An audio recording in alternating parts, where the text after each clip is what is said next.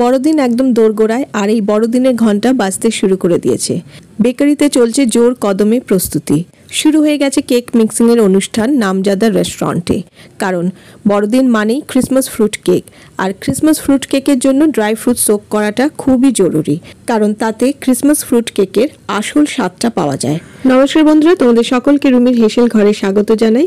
আমি রুমি। আমার আজকের রেসিপি হলো ক্রিসমাস কেকের জন্য ড্রাই ফ্রুট সোকিং। তাহলে চলো কিভাবে এই ড্রাই ফ্রুট সোকিং ব্যাপারটা করা হয় দেখে নেওয়া যাক।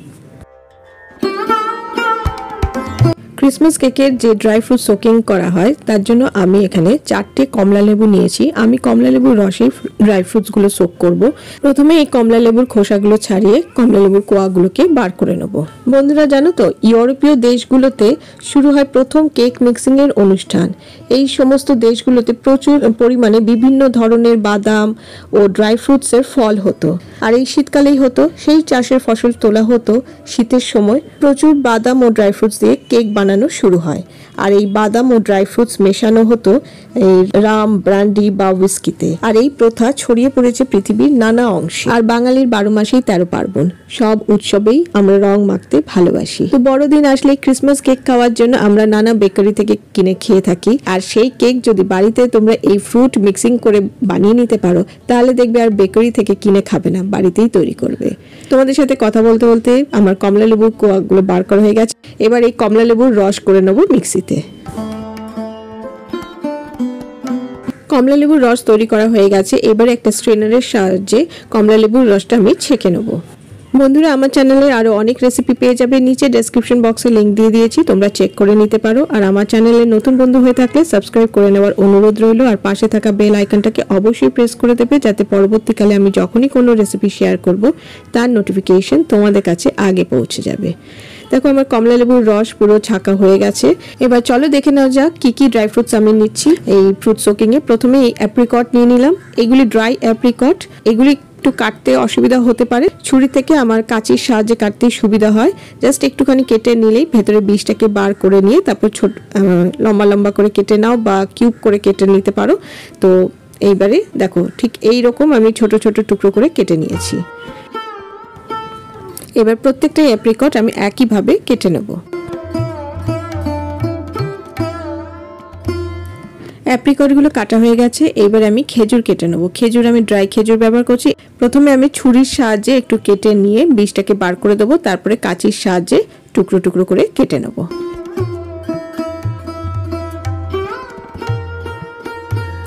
খেজুরগুলো কাটা হয়ে গেছে। ঠিক একইভাবে আমি প্রত্যেকটা খেজুর কেটেছি। এইবারে মোরব্বাগুলো কেটে নেব। মোরব্বাগুলো কাটতে খুব একটা অসুবিধা হবে না, ছুরির সাহায্যেই কাটা হয়ে যাবে। আর মোরব্বার টুকরোগুলো আমি খুব বেশি বড় করব না, বা খুব বেশিও ছোট করব না, মাঝারি সাইজে করে কেটে নেব।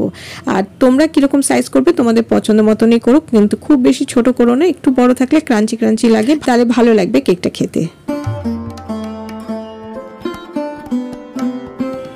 মোরব্বাগুলো আমার কাটা হয়ে গেছে। এইবারে আমি চেরিগুলো কেটে নেব।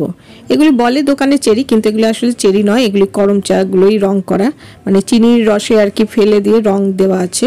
তো বাজারে এইভাবেই চেরি বলেই বিক্রি করে। তো এই সব জিনিসপত্র তোমরা লোকাল শপেই পেয়ে যাবে, বা যে কোনো তোমার ডিপার্টমেন্টাল স্টোরসে পেয়ে যাবে। চেরিগুলোকে আমি টুকরো টুকরো করে কেটে নিচ্ছি।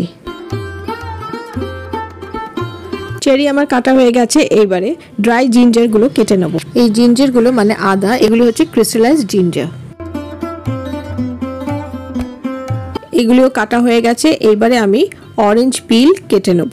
আমি এখানে দেখো বাজার থেকে এই অরেঞ্জ পিল কিনে এনেছিলাম, আমি আর এটা ব্যবহার করছি না। আমি এই যে কমলা লেবুর খোসা ছাড়িয়েছিলাম এটাকেই আমি কেটে নিচ্ছি টুকরো করে। এই অরেঞ্জ পিল বা এই যে আদা যে আমি ব্যবহার করছি, এগুলো কিন্তু খুবই অল্প পরিমাণে ব্যবহার করতে হবে। খুব বেশি ব্যবহার করলে কিন্তু একটু তেতো তেতো মতন লাগবে। অরেঞ্জ পিলগুলো কাটা হয়ে গেছে। এবার এখানে নিয়েছি ব্ল্যাক কারেন্টস 1 মুঠোর মতন। এবার 1 মুঠোর মতন কিশমিশ নিয়েছি। এই ব্ল্যাক কারেন্টস বা কিশমিশ এগুলি কাটার দরকার নেই। এইবারে একটা বোল নিয়ে নিয়েছি। এই বোলের মধ্যেই আমি ড্রাই ফ্রুটসগুলোকে সোক করব অরেঞ্জ জুসে। এক এক করে আমি প্রত্যেকটা ড্রাই ফ্রুটস দিয়ে দিচ্ছি। প্রথমে দিয়ে দিলাম অ্যাপ্রিকট, তারপরে খেজুর, দিয়ে দিলাম মোরব্বা, চেরি, দিয়ে দিলাম টুটি ফুটি। টুটি ফুটিটা দিলে বেশ কালারফুল লাগে কেকটা। এবারে দিয়ে দিচ্ছি ওই ড্রাই জিঞ্জার আর ওই অরেঞ্জ পিল, দিয়ে দিলাম ব্ল্যাক কারেন্টস, আর সবশেষে কিশমিশ। ব্ল্যাক কারেন্টস হলো কালো আঙুরগুলোই ড্রাই করা, এবার দিয়ে দিচ্ছি অরেঞ্জ জুস। অরেঞ্জ জুসেই পুরো ড্রাই ফ্রুটসগুলো সোক করব। অরেঞ্জ জুসের পরিবর্তে তোমরা গ্রেপ জুস মানে আঙুরের রসও ব্যবহার করতে পারো। এছাড়াও এই ড্রাই ফ্রুটসগুলো সোক করতে পারো রাম, ব্র্যান্ডি বা হুইস্কিতে। এই অরেঞ্জ জুস বা কমলা লেবুর রসটা পরিমাণে একটু বেশি চাই যতটা ড্রাই ফ্রুটসগুলো দেবে। আর ড্রাই ফ্রুটসের পরিমাণটা তোমাদের ইচ্ছে মতন করো। আমি যে পরিমাণের ড্রাই ফ্রুটসগুলো সোক করেছি এতে 2টো ক্রিসমাস কেক তৈরি হয়ে যাবে। আর এই অরেঞ্জ জুসটা এই কারণেই বেশি বললাম, কারণ হচ্ছে অরেঞ্জ জুসটা পুরো টেনে নেবে ড্রাই ফ্রুটসগুলো। আর এই ড্রাই ফ্রুটস সোক করার ব্যাপারটা যত বেশি সোক করবে তত ভালো ক্রিসমাস কেকটা তৈরি মানে টেস্টি হবে। এটা 1 মাস আগেও করা যেতে পারে, এমনকি 20-25 দিন আগেও করে রাখতে পারো। আর যদি খুব সময় না থাকে 2 ঘন্টা আগে করে রাখলেই হবে। আর এটা এয়ার টাইট কন্টেনারে রেখে দেবে, মানে কাচের শিশিতে রেখে দেবে। যেহেতু আমি অরেঞ্জ জুসে ভিজিয়ে রেখেছি তার জন্য আমি এটা ফ্রিজে রেখে দেবো। আর যারা অ্যালকোহলে এটা ভেজাবে তারা এমনি রুম টেম্পারেচারেও রাখতে পারো। ব্যাস তৈরি হয়ে গেল ড্রাই ফ্রুট সোকিং। 2 ঘন্টার পর দেখো রসটা পুরো টেনে নিয়েছে। এটা যখন কাচের শিশিতে রাখবে তখন আরেকটু তোমরা রস দিয়ে দিতে পারো। তাহলে কেমন লাগলো এই ড্রাই ফ্রুট সোকিং ব্যাপারটা আমাকে অবশ্যই লাইক ও কমেন্ট করে জানিও। ভালো লাগলে বাড়িতে একবার করো।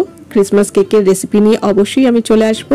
আজ তাহলে আসি, আমি আবার হাজির হয়ে যাব আমার হেসেল ঘরের খবর নিয়ে। তোমরা সবাই ভালো থেকো, সুস্থ থেকো, টাটা।